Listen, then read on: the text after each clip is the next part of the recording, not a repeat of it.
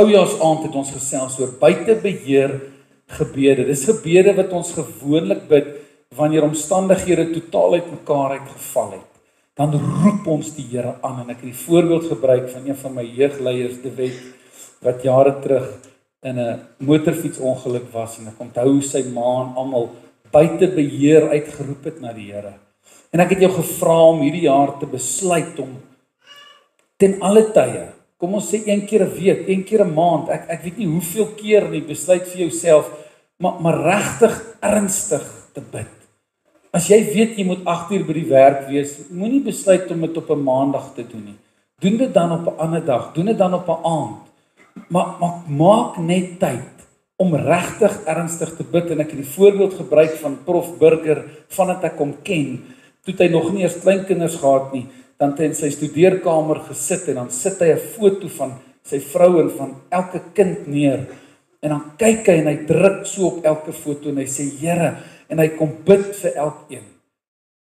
Intensief, en later het hy kleinkinders gekry, en ek het al op 'n stadium gegrap en vir hom gesê, hy kan bly wees, hy is nie my pa nie, anders dan moes hy 'n hele muur gehad het, met al die fotos van al die kinders, kleinkinders, agterkleinkinders, agterkleinkinders, ek kan nie onthou waar trek my pa oral nie.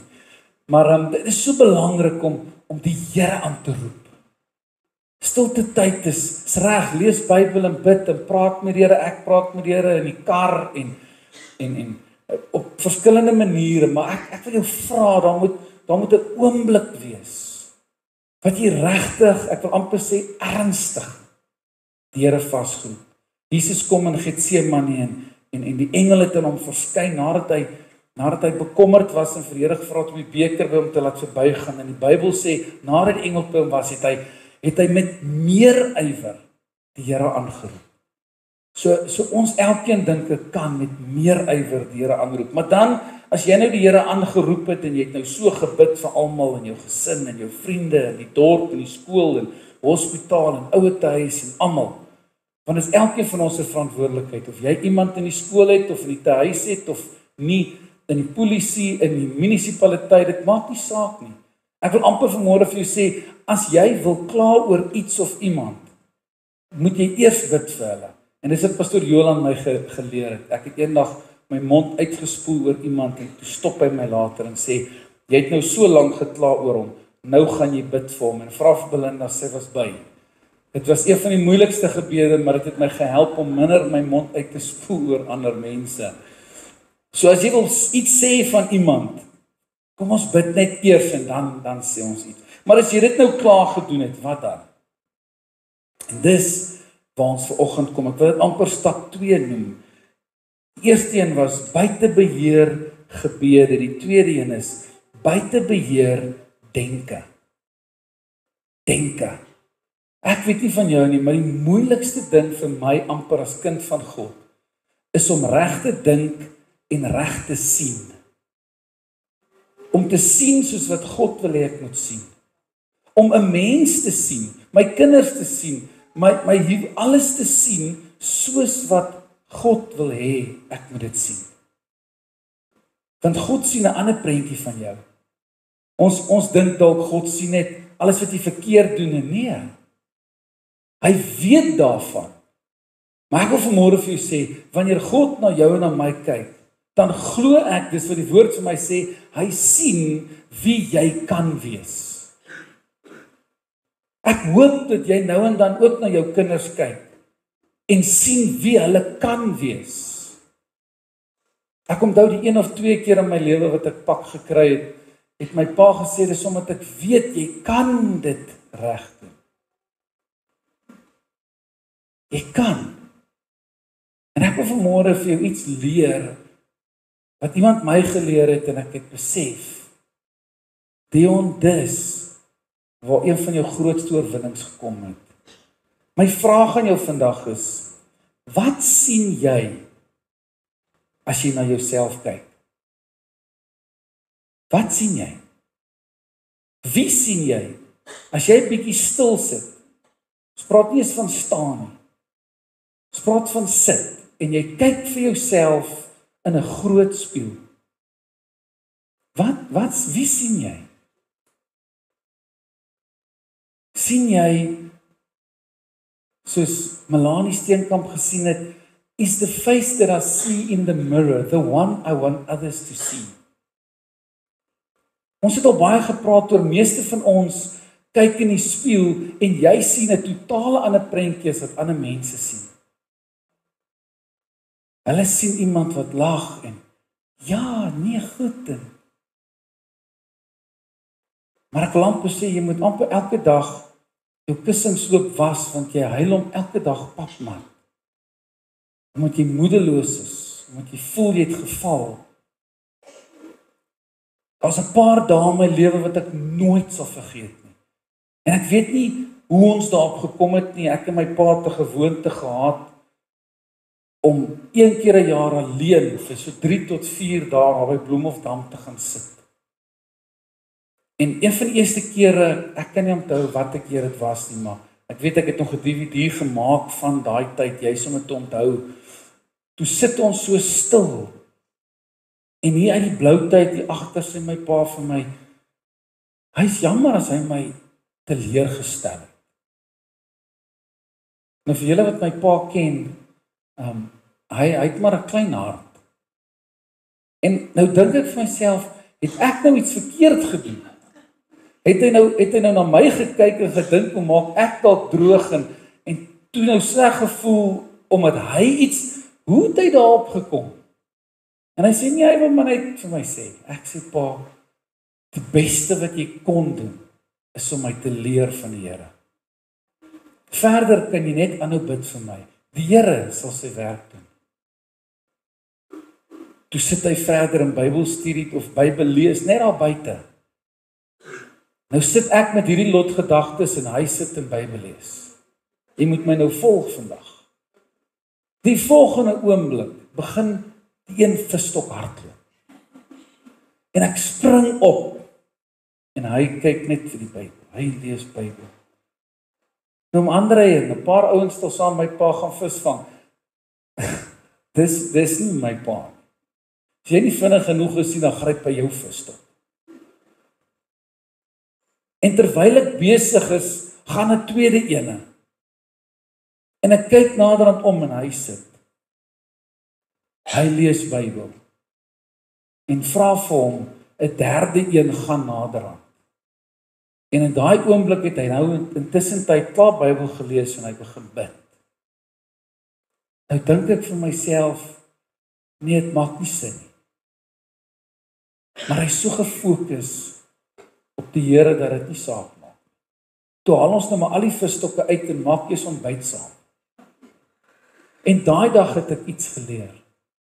Visvang gaan nie oor die visse wat jy vang nie. Dit gaan oor die tyd wat jy spandeer terwyl jy hulle vang. En ek het dit so ruk terug nie. Ruk na daai vir my broer vertel, want hy het niks van visvang gehou nie. Sê ek visvang gaan nie of jy visvang of nie. Visvang gaan oor die tyd wat jy spandeer. En ek wil vandag vir jou vra, as jy na jouself kyk, wat sien jy? Wie sien jy? As ek vir jou die vraag vra, wat sien jy, dan beteken dit die volgende. Dit beteken, jy vra vir iemand se direkte visuele waarnemings. Jy vra vir hulle perspektief of interpretasie van 'n spesifieke saak. Jy vra vir hulle 'n verdere beskrywing van iets. Dit word gebruik om feite in te samel of om dieper of nader na iets te kyk. As jy rugby kyk en hulle roep die teen ou in die televisie ref in, dan vra hulle van kyk net gou vir ons 'n bietjie mooier. Kyk gou vir ons duidelik, maak dit stadiger, maak dit groter, kyk vir ons baie mooi. Soos ek vandag vir jou vra, as jy na jouself kyk, wat sien jy? Wil ek hê jy moet vandag 'n bietjie nader kyk, soos Lion King, look harder. Ons gaan na onsself in diepte kyk. En ons gaan na iemand se lewe spesifiek kyk, want daar's 3 maniere waarop 'n mens kan kyk. Die eerste manier is, jy kyk met jou oë, dan sien jy die nou. Ek sien nou wie almal voor my sit, nou. Ek kyk met my gedagtes. Ek kan vanmiddag 2 uur my oë toemaak en nog steeds min of meer as ek nou presies mooi kyk wie sit waar, kan ek min of meer nog sien. Dis die verlede. Maar dan kyk jy ook met jou gees en dis die toekoms.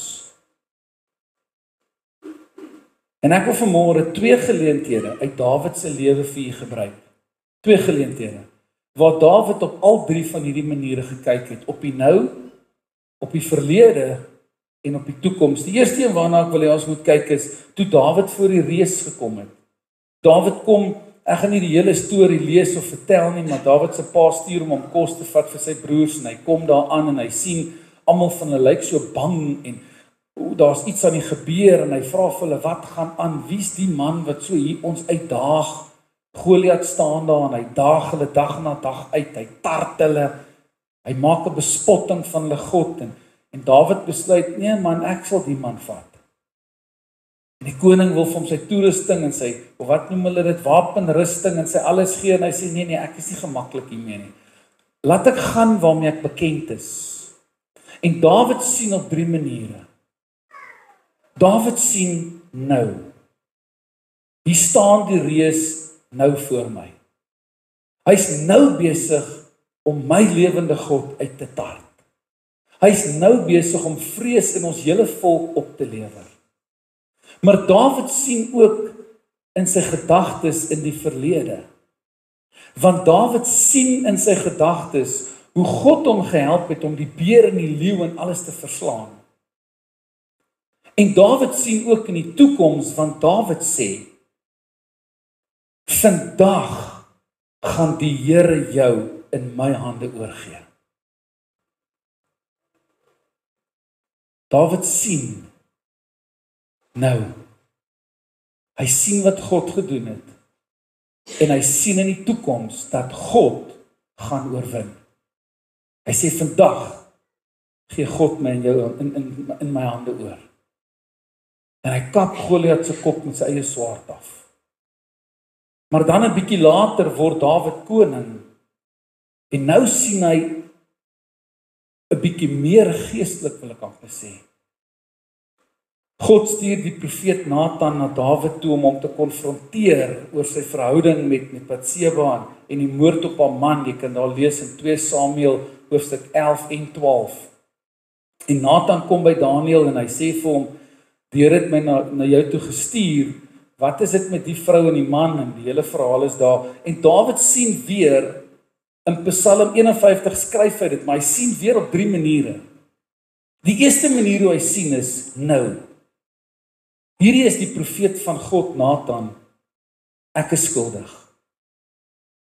Gaan nie weghardloop nie. Skuldig. Hy sien nou.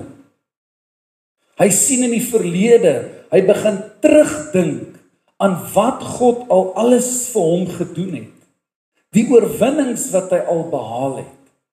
Die leeu, die beer, Goliat, wat ook al dit mag wees. En dan bid Dawid in Psalm 51, want hy sien ook in die toekoms en hy sê, Here, ek smeek u, moet net nie u gees van my af wegvat nie. Want dan gaan ek dit nie maak nie. 3 maniere hoe Dawid sien, 3 maniere hoe ek en jy gaan moet leer om na onsself te kyk. Jy het die Here aangeroep. Meeste van ons sien die nou. Baie keer het jy ook miskien soos Dawid en Nathan in jou lewe wat jou kom teregwys. Baie keer is dit jou ma, jou pa, jou ouma, jou oupa. Maar ons maak nie soos Dawid en word 'n bietjie stil en gaan kyk na die nou. Gaan kyk na die verlede en dink aan die toekoms nie, want as ons begin dink aan die verlede, dan oorval die Satan ons met skuldgevoel en leuns en alles en ons begin hardloop. Ons stop nie en sê, Here, Dawid, ek het dit al baie gesê in ons gemeente, Dawid besef, Hy het nie teen 'n mens gesondig nie. Die feit dat hy Batsheba se man vermoor het of laat vermoor het en die feit dat hy by haar was, besef hy het nie teen hulle gesondig nie, want God bepaal wat is sonde en wat nie. So Dawid bid en hy sê, Here, ek het teen U gesondig. Dis wat Psalm 51 vir my so mooi maak. Want dis God wat Dawid moet vergewe. Mense doen ook. Maar punt nommer 1 is Dawid se verhouding met God vir hom die heel belangrikste. Hoekom? Want hy sien, ek kan nie sonder God nie. Samson sien op daai stadium nie, hy's blind op die einde. Maar hy begin aan die verlede dink en hy begin met God praat en sê, vergewe my as U my net nog een keer. En hy sien weer anders. Die Bybel sê, wees stil en weet dat ek is God. Waak en bid altyd deur. Wees wakker en waaksaam, want julle teestander die vyand loop rond soos 'n brullende leeu. Stap 1 was jy moet buite beheer bid. Stap 2 is jy gaan buite beheer moet begin dink. En hier is waar dit totaal anders is. Van dieselfde foto's byvoorbeeld wat prof vir sy kinders voorbid. Ek gebruik nou net my foon. Dieselfde foto's, gaan jy 'n foto van jouself opsit. En bietjie meer gereeld, nie bid nie wonder nie, 'n bietjie dink, waar is jy in hierdie lewe? Die vraag wat God vir Adam en Eva vra, waar is jy? Waar is julle? Waar is julle? Waar is jy? Is jy, onthou jy die verskonings as wens? Gaan jy aanhou om net die hele tyd as en wens en of gaan jy op 'n plek kom wat jy sê, Here, ek kan nie verder nie. Here, ek vertrou U. Gaan jy eerlik na jouself op 'n foto kyk en vir jouself vra, in hierdie jaar wat verby is, of in hierdie jaar wat voorlê, wie gaan ek wees? Vir myself, vir God, vir my gesin, vir my gemeenskap, wie gaan ek wees? Gaan ek toelaat dat mense se opinies en opmerkings en gaan ek toelaat dat dit my weerhou om iets vir die Here te doen? Gaan ek tyd as 'n verskoning gebruik om te sê ek het nie tyd nie? Wat gaan deur jou kop as jy vir jouself kyk? Want God kyk ook vir jou. En God droom oor jou. God wil vir jou net die beste hê. Hy het gedagtes aangaande jou. Dink 'n bietjie aan jou man, jou vrou. Dink 'n bietjie aan hulle, nie aan al hulle foute en alles wat hulle verkeerd doen nie, maar kan jy dalk iets toevoeg tot haar lewe of sy lewe wat hulle gaan help om te oorwin? Kyk na jou kinders se lewe. Ek wil vanmôre iets sê wat die jong mense glad nie wil hoor nie. As jy jou ouers genoeg vertrou, dat hulle vir 'n oomblik sal stil word en dink aan jou. Kom ek vat my eie seun as 'n voorbeeld. As ek aan Keegan dink, en ek dink aan die ouderdom wat hy is, en social media, dan moet ek wakker en waaksaam wees, om betyds vir hom te kan sê, Boeta, luister, jy weet, hierdie en hierdie is nie reg nie. Soos jy enigstens so iets sien, wil ek jou mooi vra, hou dit verby. Ek het nou eendag vir Joshua en Keegan geroep. Toe sê ek vir hulle, as jy sien dat daar 'n man op TV is wat soos 'n vrou aangetrek is, kom ek lees gou vir jou in die Bybel. Die Bybel sê jy mag dit nie doen nie, of dit 'n grap is of nie. Of dit vir jou snaaks is of nie, of dit is 'n grappietjies, maak nie saak wat dit is nie. Die Bybel sê jy mag dit nie doen nie. So ek vra vir julle vandag, As jy sien dat daar 'n man op TV is en hy het soos 'n vrou aangetrek, gaan verby. God hou nie daarvan nie. Hoekom? Want dis iets wat al meer en meer en meer en meer gebeur. Ouers moenie toelaat en net terugsit. En soos ons laas week en die week voor het gesê, as die poppot die fan slaan, dan moet ons bid en die Here moet nou ingryp. Die Here wil hê jy moet soms sit en dink, in watse ouderdomsgroep is jou kind nou? Watse uitdagings? Weet jy as ouer, watse uitdagings jou kinders deurgaan in die ouderdom wat hulle nou is? Ouma, oupa, is maklik om te sê, nee, ek weet niks van daai goed af nie. Maar word net stil. En dan moet ons leer om dit reg met hulle te kommunikeer. Sien nie hoeveel wysheid ons van God nodig het om reg te kan sien. God sal vir jou wys as jy die moeite doen om te vra, Here, wys vir my. Maar liewe jong mens, hoor wat ek sê. Moenie altyd dink, dis omdat hulle wil snaaks wees of spiteful wees of wat ook al nie. As jy regtig jou mamma en pappa vertrou of jou ouma, oupa, wie ook al dit mag wees, dat hulle stil word en by die Here hoor. Maar dan plaas dit 'n groot verantwoordelikheid op ons skouers. Want ons kan nie vir hulle een ding sê en 'n ander ding doen nie. Integriteit sê, dit wat ek sê en dit wat ek doen, dit stem ooreen.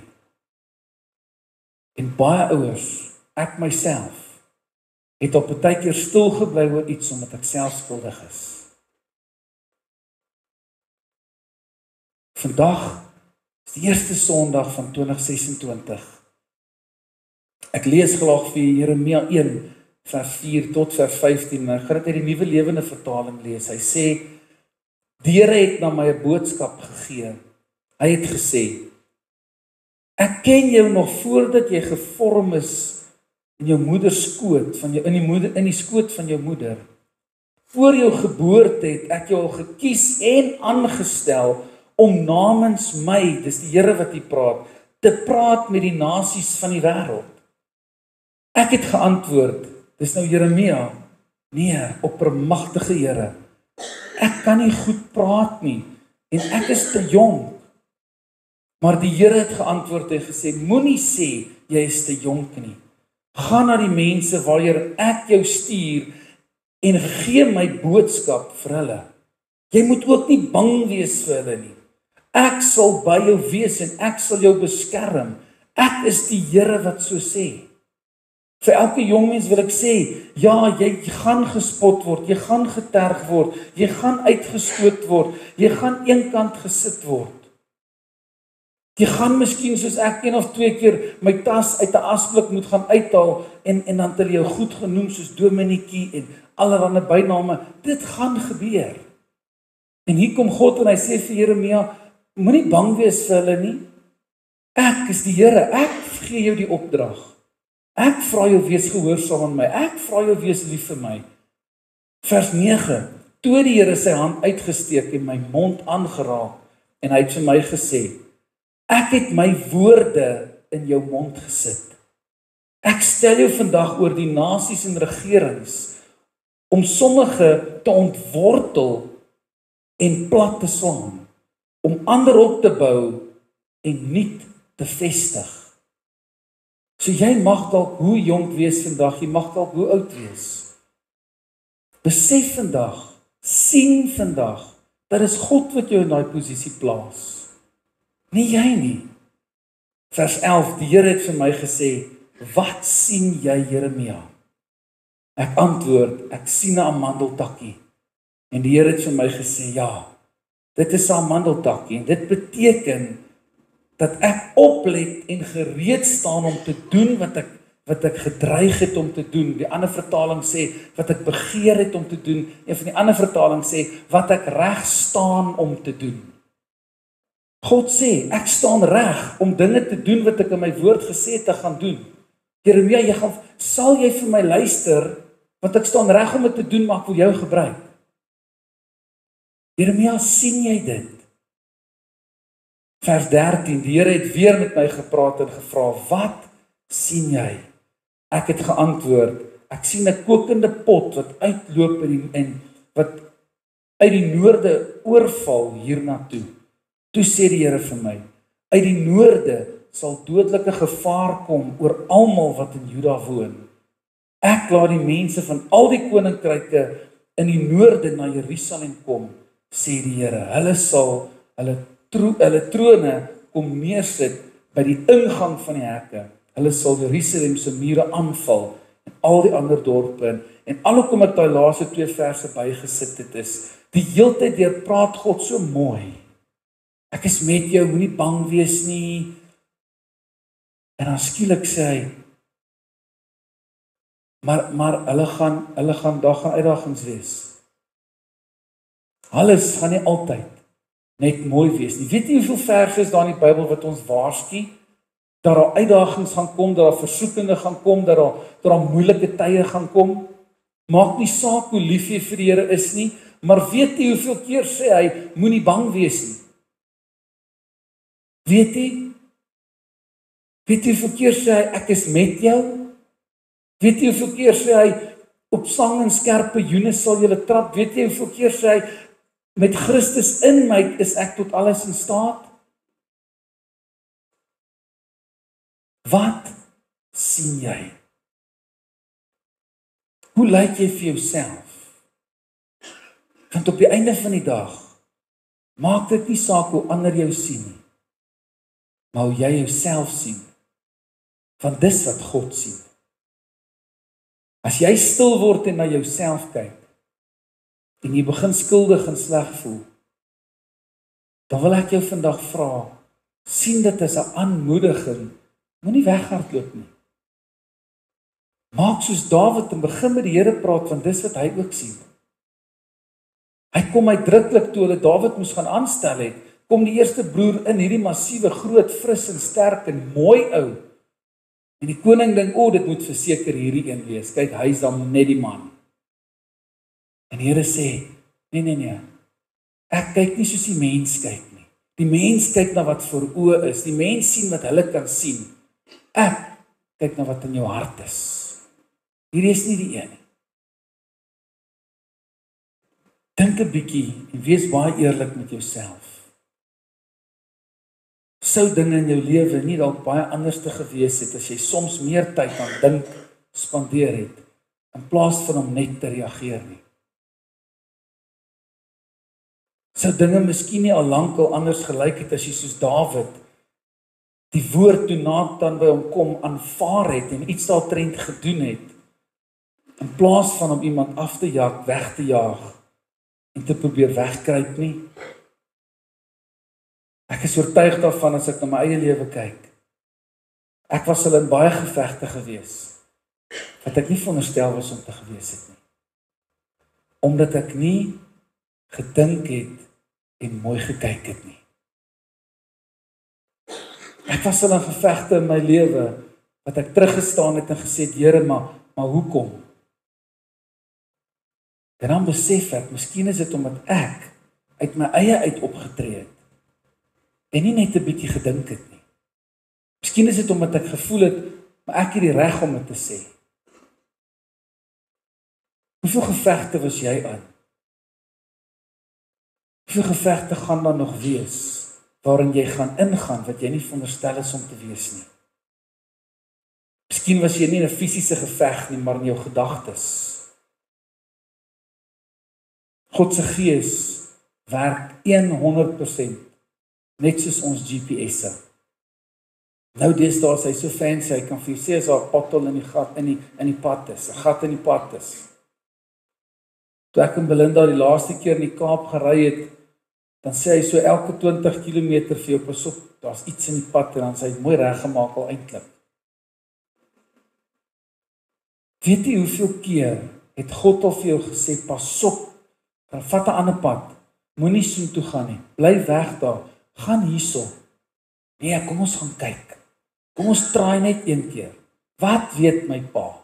Wat weet die een? Wat weet daai een? Wat weet die spietkops? Ek ken nie wette.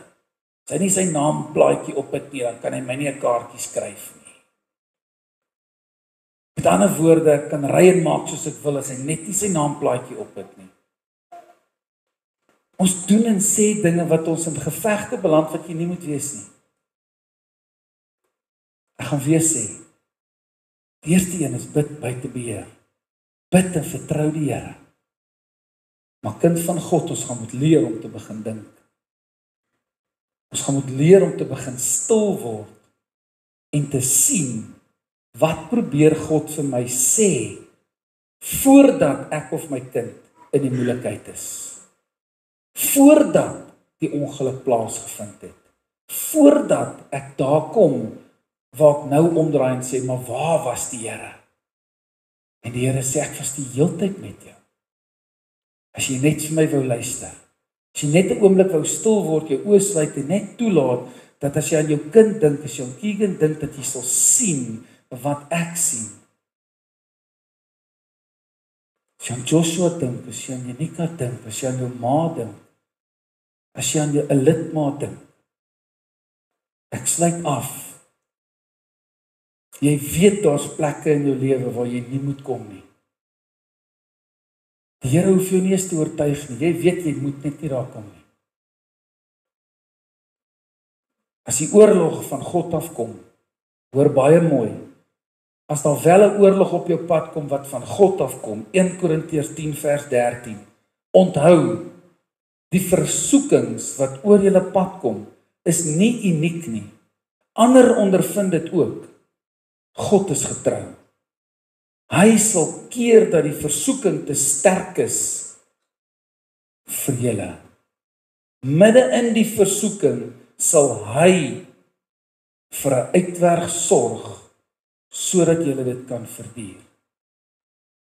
Die ou vertaling sê, ek sal nie toelaat dat jy bo jou kragte versoek word nie. So as die uitdaging deur God goedgekeur is, of wat ook al dit mag wees, sal hy jou die krag gee om dit te kan oorwin. Maar baie keer bevind ons onsself in gevegte, dan los God ons nie, al is dit ons eie skuld. God los ons nie, maar dan verander die prentjie bietjie. In Afrikaans sê ons, ag, alles gebeur ons maar met 'n doel. Nee, dit doen nie. Alles gebeur nie met 'n doel nie. Want ek lees dit nêrens in die Bybel nie. Daar's heeltemal te veel dinge wat op hierdie aarde gebeur, wat ek nie kan dink dit 'n doel vir God in die begin gehad het nie. Daar's baie dinge wat gebeur omdat ons daar koppig is en nie luister nie. Ons eie ek te sterk is. Maar hoor gou wat sê die Bybel. Wanneer jy dan nou so hardkoppig is en in hierdie oorlog is, sal God alles tot sy eer ten goeie laat meewerk vir die wat hom liefhet. Met ander woorde, Here, ek's verkeerd. Moet asseblief net nie die gees van my wegvat nie. Help my om te luister. Help my om baie keer net 'n bietjie stil te bly en te dink, waarheen is ek op pad? Wat gaan gebeur as ek aanhou soos wat ek nou aanhou? Wat gaan gebeur? As ek elke dag leef soos wat ek nou leef, waar gaan ek opeindig? Waar gaan my kinders opeindig? Wat gaan gebeur? Die Here gaan jou wys. Hy gaan jou lei. En hy gaan jou die krag gee om te oorwin. Ons het vandag die geleentheid om aan te sit aan die tafel van die Here. Ons kan vandag herdenk dat hy reeds vir ons oorwin het. So ek wil jou twee dinge vra vandag. Terwyl ons aansit aan die tafel, wil ek jou vra om vandag die manier hoe jy oor jouself dink te verander. Een van die ou pastore het eendag gesê, as jy dink jy's 'n arme ou wurmpie, pas op, die Satan gaan met jou visvang.